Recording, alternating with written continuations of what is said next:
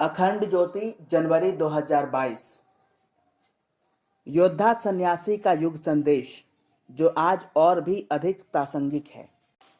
युवाओं के चीर प्रेरक, भारतीय संस्कृति के अग्रदूत, विश्व धर्म के उद्घोषक, व्यावहारिक वेदांत के प्रणेता, वैज्ञानिक अध्यात्म के भविष्य द्रष्टा, युग नायक स्वामी विवेकानंद को शरीर त्यागे 100 वर्ष से अधिक समय हो गया है, लेकिन उनका हिमालय सा उतुंग व्यक्तित्व आज भी युगाकाश पर जाज्वल्यमान सूर्य की भांति प्रकाशमान है।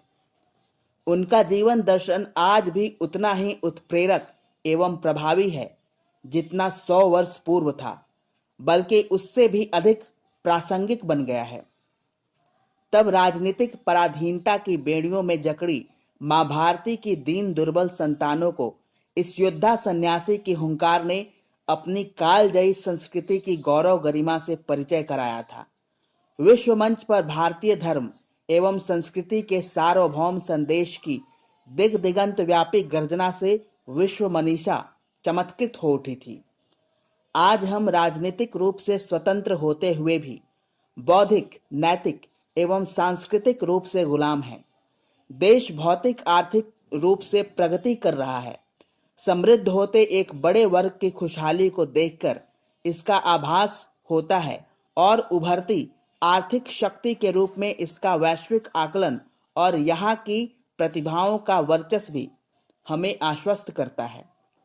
लेकिन प्रगतिशील इंडिया और आम इंसान के गरीब भारत के बीच विषमता की जो खाई मौजूद है, उसे पाटे बिना देश की समग्र प्रगति की तस्वीर अधूरी ही रहेगी। बौद्धिक एवं सांस्कृतिक पराधीनता से मुक्त युवा शक्ति ही उस स्वप्न को साकार कर पाएगी। इसके लिए आध्यात्मिक उत्क्रांति की जरूरत है। स्वामी जी का जीवन अपने प्रचंड प्रेरणा प्रवाह के साथ युवाओं को इस पथ पर आगे बढ़ने के लिए प्रेरित करता है।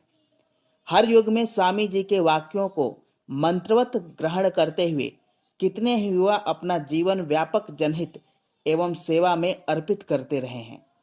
अनेक युवा उनके सम्मोहन में बंधकर आदर्शोन्मुखी जीवन धारा की ओर मुड़ रहे हैं। स्वामी जी के शब्दों में सबसे पहले हमें स्वस्थ एवं बलिष्ठ शरीर की जरूरत है, वह बाकी चीजें बाद में आवश्यक हैं। वे तो यहां तक कहते थे कि तुम फुटबॉल खेलने से मजबूत हुए शरीर के साथ गीता को ज्यादा बेहतर ढंग से समझ पाओगे। दुर्बल और रुग्ण शरीर वाला अध्यात्म के मर्म को क्या समझ पाएगा।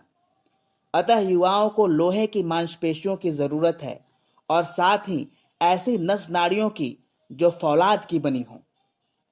स्वामी विवेकानंद कहते थे कि शरीर के साथ नस नाड़ियों के फौलादीपन से तात्पर्य मनोबल आत्मबल से है, जो चरित्र का बल है। बिना इंद्रिय संयम के भला यह कैसे संभव है। साथ ही चाहिए ध्येय निष्ठा, ऐसा महान संकल्प जिसे कोई भी बाधा रोक न सके, जो अपने लक्ष्य संधान हेतु ब्रह्मांड के बड़े से बड़े रहस्य का भेदन करने के लिए तत्पर हो, चाहे इसके निमित्त सागर की गहराइयों में ही क्यों न उतरना पड़े और मृत्यु का सामना ही क्यों न करना पड़े।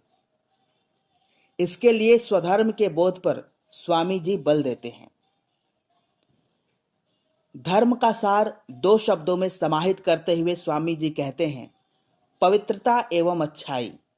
साथ ही वे यह भी सचेत करते हैं कि सच्चाई एवं अच्छाई का रास्ता विश्व का सबसे फिसलन भरा एवं कठिन मार्ग है।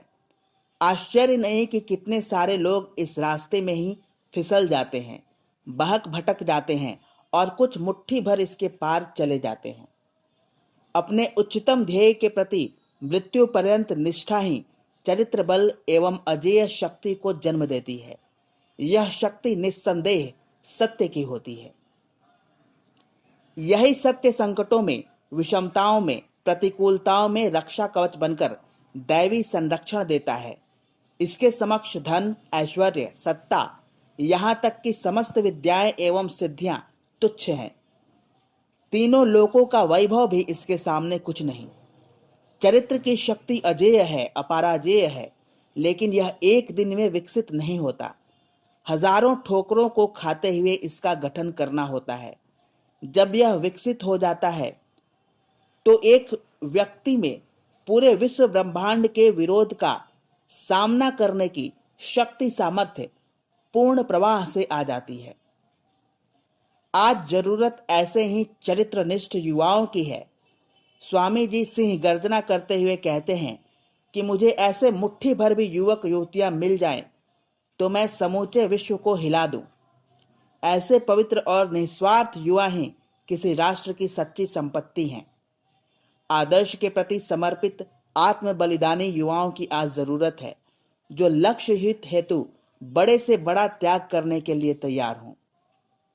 मेरा जीवन एवं ध्येय उद्बोधन में स्वामी विवेकानंद अपनी किशोरावस्था की उहापोह का मार्मिक चित्रण करते हुए कहते हैं, युवावस्था में मैं भी निर्णायक मोड़ पर था, जब मैं महीनों निर्णय नहीं कर पा रहा था कि सांसारिक जीवन यापन करूं या गुरु के बताए मार्ग पर चलूं।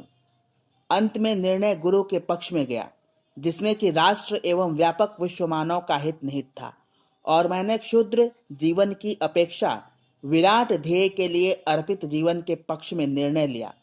निस्संदेह महान कार्य महान त्याग की मांग करते हैं। खून से लथपथ हृदय को हाथ में लेकर चलना पड़ता है, तब जाकर कहीं महान कार्य सिद्ध होते हैं। बिना त्याग के किसी बड़े कार्य की आशा नहीं की जा सकती। एक सफल जीवन का मर्म स्पष्ट करते हुए स्वामी जी मार्गदर्शन करते हैं।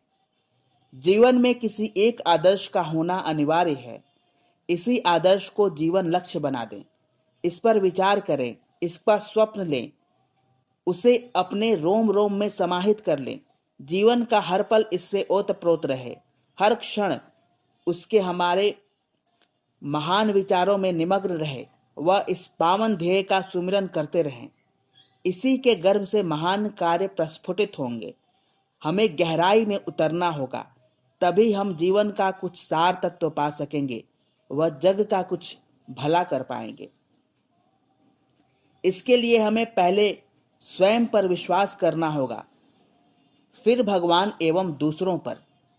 अच्छाई के मार्ग पर किसी से कोई उम्मीद न रखें, अपने विश्वास पर दृढ़ रहें, बाकी सब अपने आप ठीक होता जाएगा। तुम देखोगे कि कैसे विश्व तुम्हारा अनुकरण करता है, लेकिन शुरुआत विरोध से होगी। कठिन परीक्षाओं से गुजरते हुए तुम्हें अपनी प्रामाणिकता सिद्ध करनी होगी। इसके उपरांत ही तुम्हारे नेक इरादों को स्वीकृति मिलेगी। स्वधर्म के साथ युग धर्म का बोध भी आवश्यक है। अपने कल्याण के साथ राष्ट्र पीड़ित मानवता की सेवा जीवन का अभिन्न अंग बने। ऐसा धर्म किस काम का जो भूखों का पेट न भर सके। शिव भावे जीव सेवा का आदर्श प्रस्तुत करना होगा। अगले 100 वर्षों तक हमें किसी भगवान की जरूरत नहीं है। गरीब, पीड़ित, शोषित, अज्ञानग्रस्त, पिछड़ा समुदाय ही तुम्हारा भगवान है। लानत है ऐसे शिक्षितों पर जो उनके आंसू न पोंछ सके, जिनके बल पर इस जीवन की दक्षता को हम अर्जित करते हैं। ऐसी विषम परिस्थिति में उम्मीद है उन युवाओं से जो कुछ भी नहीं है, जिनकी एकमात्र पूंजी है भाव संवेदना तथा आदर्श प्रेम, और जो त्याग व सेवा के पथ पर बढ़ने के लिए तत्पर हैं। ऐसे समर्पित युवा ही ईश्वरीय योजना का माध्यम बनेंगे। उन्हें वह सूझ व शक्ति मिलेगी कि वे कुछ सार्थक कार्य कर सकें। वे ही अपने उच्च चरित्र, सेवा भाव और विनय द्वारा देश, समाज एवं विश्व का कुछ भला कर सकेंगे। मेरा आशीर्वाद ऐसे युवाओं के साथ है।